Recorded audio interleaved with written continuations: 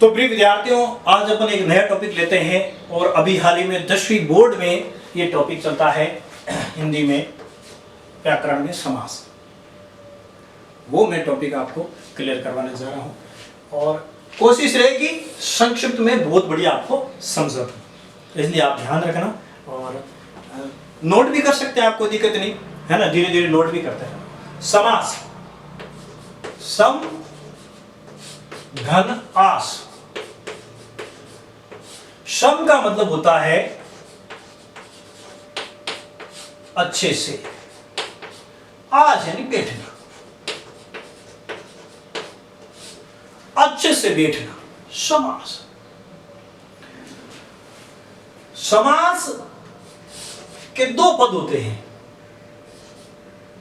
पहला दूसरा। पहला पद दूसरा। जब दोनों पदों को मिला दिया जाता है वो पद कहलाएगा सामासिक पद, या जिसको अपन समस्त पद भी कहते हैं, समस्त पद भी कहते हैं। यह है समास का सामान्य अर्थ। सम धन आस यानी सम यानी समान, अच्छे से बैठना। दो पद होते हैं इसमें, ध्यान रखना, पहला पद दूसरा पद। दोनों पद जब मिल जाते हैं सामासिक पद या समस्त पद कहलाते हैं। ये सामान्य जानकारी है, ध्यान रखना। परिभाषा की दृष्टि से अगर समास की परिभाषा लें तो सार्थक शब्दों के मेल को अपन समास कहते हैं। दो या दो से अधिक सार्थक शब्दों के मेल को अपन समास कहते हैं। सार्थक शब्दों का मेल जब होता है वह समास होता है। समास के जो भेद है वह भेद 6 भेद है, ठीक है, 6 भेद, जिसमें पहला आता है अव्ययी भाव, दूसरा तत्परस, तीसरा द्वंद्व, चौथा बहुब्रीहि, पांचवा द्विगु, छठा कर्मधारय,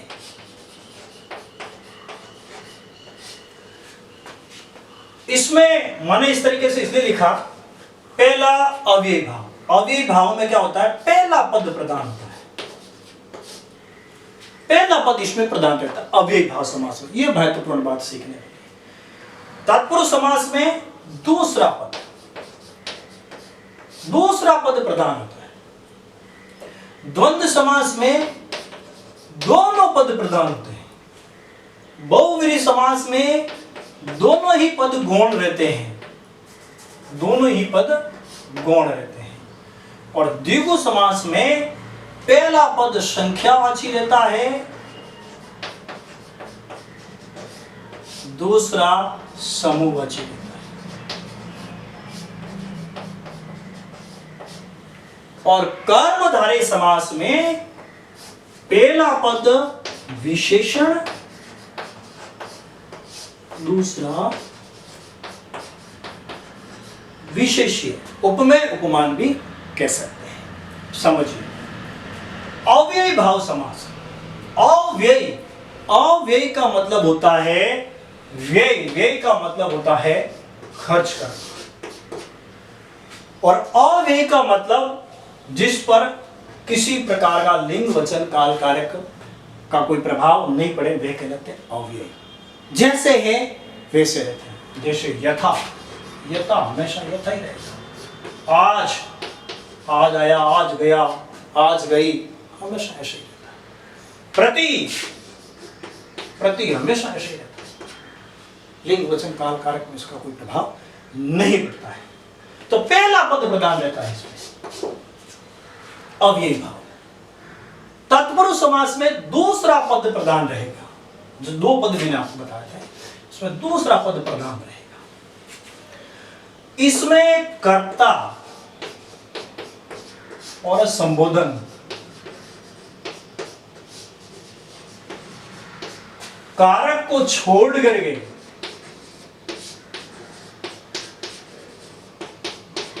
शेष कारक जो 6 कारक रहेंगे उनका प्रयोग रहेगा। द्वंद्व में दोनों पद प्रधान रहते हैं, दोनों पद प्रधान रहते हैं, दोनों ही पद प्रधान है। बहुव्रीहि में दोनों ही पद गौण है। तीसरा ही अर्थ निकलेगा ये बहुव्रीहि। द्विगु में जो पहला पद रहेगा वो नंबरिंग वाला रहेगा, दूसरा पद रहेगा वो ग्रुप वाला रहेगा, यानी पहला संख्यावाची शब्द रहेगा, दूसरा समूहवाची शब्द रहेगा। उदाहरण बताऊंगा मैं भी आपको। फिर कर्मधारय समास, पहला पद जो रहेगा वो विशेषण रहेगा, पहला पद विशेषण रहेगा, दूसरा पद विशेष्य रहेगा।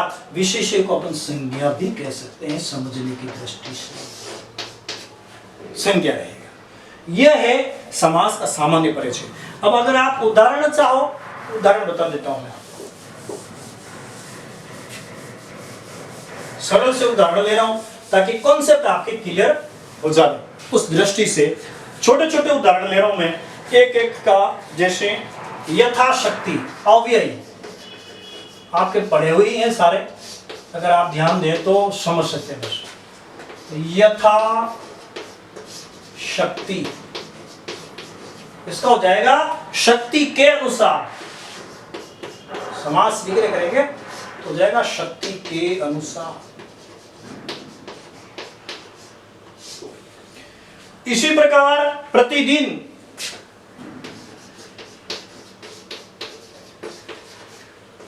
दो उदाहरण लें। प्रत्येक दिन, इसका हो जाएगा प्रत्येक दिन। रोजाना भी लिख सकते हैं, प्रत्येक दिन को अपन रोजाना शब्द से भी उपयोग करते हैं, कोई दिक्कत नहीं। जैसे भर पेट, अब भर पेट, अगर आपको जानना कोई समास कौन सा, ये कंफ्यूजन हो तो ध्यान रखना, हमेशा ये याद रखना। जैसे भर पेट, इसमें पेट प्रधान है कि भर प्रधान है? पेट तो पेट की जगह ही है, महत्वपूर्ण चीज क्या? भर पेट। पेट कैसा? भरा हुआ है ना, पेट भरकर। इसका मतलब ये भर प्रधान है, जिसका पहला पद प्रधान रहेगा वह अव्ययीभाव समास रहेगा। ये समझने वाली बात है। तत्पुरुष समास में जैसे मैंने कारक आपको बता दिए हैं, तत्पुरुष की बात करते हैं। तत्पुरुष, ऐसे उदाहरण ले रहा हूं जो आपको याद रहे। धर्म भ्रष्ट, धर्म भ्रष्ट, तत्पुरुष का मैंने कहा था दूसरा पद प्रधान है। धर्म तो ये भ्रष्ट, धर्म भ्रष्ट, धर्म से भ्रष्ट, धर्म से भ्रष्ट, दूसरा पद प्रधान। फिर इसी प्रकार से जलमग्न, जल में मग्न, सरल से उदाहरण ले रहा। और द्वंद्व का माता पिता, द्वंद्व में मैंने बताया था दोनों ही पद प्रधान रहते हैं, माता पिता, माता और पिता।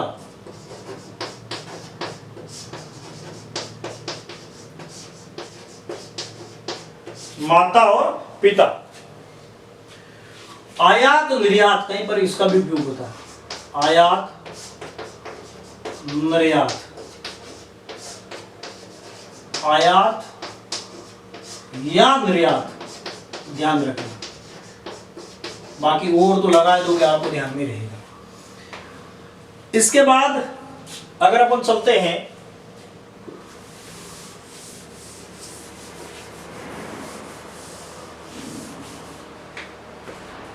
बहुव्रीहि में,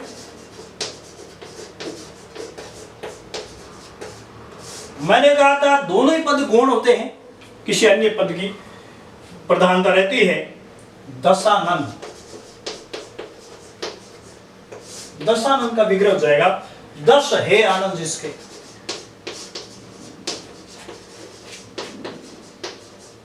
आनंद जिसके, कौन है?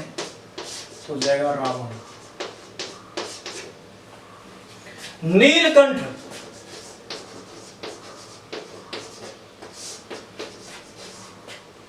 नीले कंठ वाला,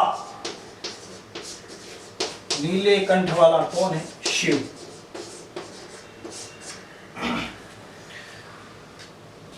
इसके बाद द्विगु। द्विगु में मैंने आपको NG शब्द बताया था समझने की दृष्टि से। जैसे त्रिलोचन,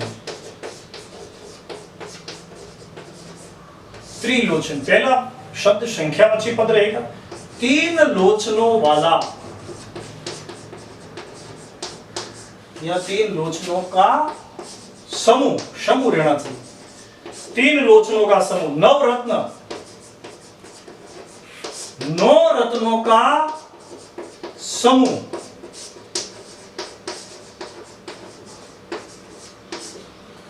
और अंतिम में आपको बताता हूं कर्मधारय। कर्मधारय में महात्मा, महान है जो आत्मा, महान है जो आत्मा। महापुरुष,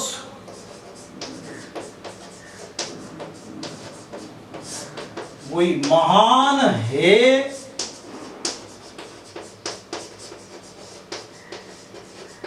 पुरुष, महान है जो पुरुष। बहुव्रीहि में दोनों पद गौण रहते हैं, अन्य पद या तीसरा पद प्रधान रहता है। द्विगु में पहला पद संख्यावाची, दूसरा समूहवाची। कर्मधारय में पहला पद विशेषण, दूसरा विशेष संज्ञा। आत्मा कैसी? महान, विशेषण। महापुरुष, पुरुष कैसा?